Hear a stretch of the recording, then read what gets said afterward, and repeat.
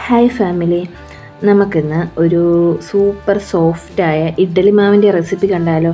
ഇഡ്ഡലിക്കും ദോശയ്ക്കും ഒരുപോലെ പറ്റുന്ന ഒരു സൂപ്പർ സോഫ്റ്റായ ഒരു മാവിൻ്റെ റെസിപ്പി. ഇതിൽ ഞാൻ തംബ്നെയിൽ പറഞ്ഞതുപോലെ തന്നെ നമ്മുടെ പുഴുക്കലരിയോ ചോറോ ഒന്നും അരച്ചിട്ടില്ല. നമുക്ക് ഒന്ന് നോക്കിയാലോ?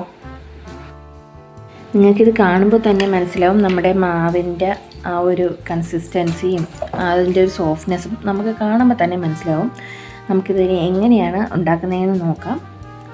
ഞാനിപ്പോൾ എടുത്തേക്കുന്നത് നമ്മുടെ റേഷൻ കടയിലെ പച്ചരിയാണ്. ഞാനതൊരു 1.25 കപ്പ് പച്ചരി എടുത്തിട്ടുണ്ട്. അതിലേക്ക് 1/4 കപ്പ് അളവിന് ഉഴുന്നും ചേർക്കുന്നുണ്ട്. ഞാൻ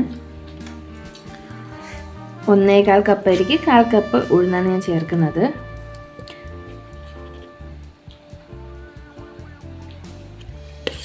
എന്നിട്ട് അത് 2-3 വെള്ളം നന്നായിട്ട് കഴുകിയിട്ട് വേണം നല്ല വെള്ളത്തിൽ കുതിരാൻ വയ്ക്കാൻ. മാക്സിമം ഒരു 6 മുതൽ 8 മണിക്കൂർ വരെ വയ്ക്കാം. മിനിമം ഒരു 4 മണിക്കൂറെങ്കിലും ഉഴുന്നും അരിയും കുതിരാൻ വയ്ക്കണം. അത് മാത്രമല്ല, ഞാൻ ഇത് രണ്ടും ഒത്താണ് ഇട്ടിട്ടുള്ളത്.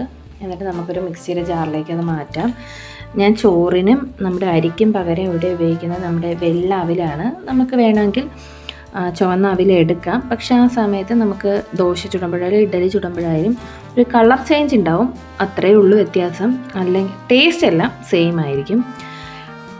ഞാനിപ്പോൾ എടുത്തേക്കുന്ന അരിക്കും ഉഴുന്നിനും കണക്കായിട്ട് ഒരു 1.25 കപ്പ് അവിലെടുത്തിട്ടുണ്ട്. അതിലേക്ക് ഞാൻ 1 കപ്പ് അളവിന് വെള്ളം ചേർത്തിട്ട് നന്നായിട്ട് അരച്ചെടുക്കുന്നുണ്ട്. ഈ അരച്ചെടുക്കുമ്പം കുറച്ച് അരച്ച ശേഷം ഒന്ന് മിക്സി ഓഫ് ചെയ്തിട്ട് വീണ്ടും അരച്ചെടുക്കണം. അപ്പം നല്ലതുപോലെ അരഞ്ഞു കിട്ടും.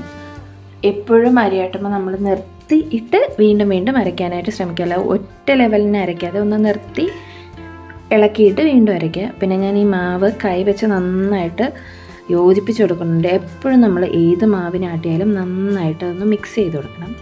ഇത് പിറ്റേന്നത്തെ പരുവാണ്. നല്ല രീതിയിൽ അത് പൊന്തി വന്നിട്ടുണ്ട് നമ്മുടെ മാവിൻ്റെ ആ ഒരിത്. കാണുമ്പോൾ തന്നെ മനസ്സിലാവും എന്തുമാത്രം സോഫ്റ്റാണെന്ന്. നമ്മുടെ പുഴുക്കലരിയോ ചോറോ ഒന്നും ചേർക്കാതെ തന്നെ നമുക്ക് ഇത്രയും പ്ലഫി ആയിട്ട് നമ്മുടെ മാവ് വരും.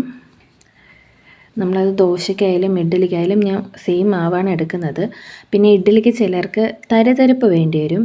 അവർക്ക് വേണമെന്നുണ്ടെങ്കിൽ നമ്മൾ പുട്ടുപൊടിയില്ലേ, അത് നമ്മുടെ ഇഡ്ഡലിക്ക് ഉണ്ടാക്കുന്നതിന് ഒരു 10 മിനിറ്റ് മുന്നേ ഇട്ട് ആ മാവിലൊന്ന് ഇളക്കി വെക്കാം.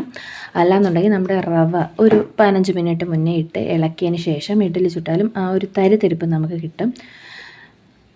ഇപ്പോൾ ഇഡ്ഡലി എല്ലാം കുറേശ്ശെ മാവ് ഒഴിച്ചെങ്കിലും അത് നന്നായിട്ട് പൊന്തി വന്നിട്ടുണ്ട്. നിങ്ങൾക്ക് ഞാനതൊന്ന് മുറിച്ചും കൂടെ കാണിക്കാം. അപ്പം നിങ്ങൾക്ക് മനസ്സിലാവും എത്രത്തോളം അത് നല്ല പഞ്ഞി പോലെ ആയിരിക്കുന്നത്. അത്രയ്ക്ക് സോഫ്റ്റായിട്ടുള്ള ഇഡ്ഡലിയാണ്. ഇനി നിങ്ങൾ വീട്ടിൽ മാവ് ഉണ്ടാക്കുമ്പോൾ ഇതുപോലെ ഒന്ന് ട്രൈ ചെയ്ത് നോക്കുക. വീഡിയോ ഇഷ്ടമായെങ്കിൽ എല്ലാവരും ലൈക്ക് ചെയ്യുക, സബ്സ്ക്രൈബ് ചെയ്യുക, സപ്പോർട്ട് ചെയ്യുക. താങ്ക്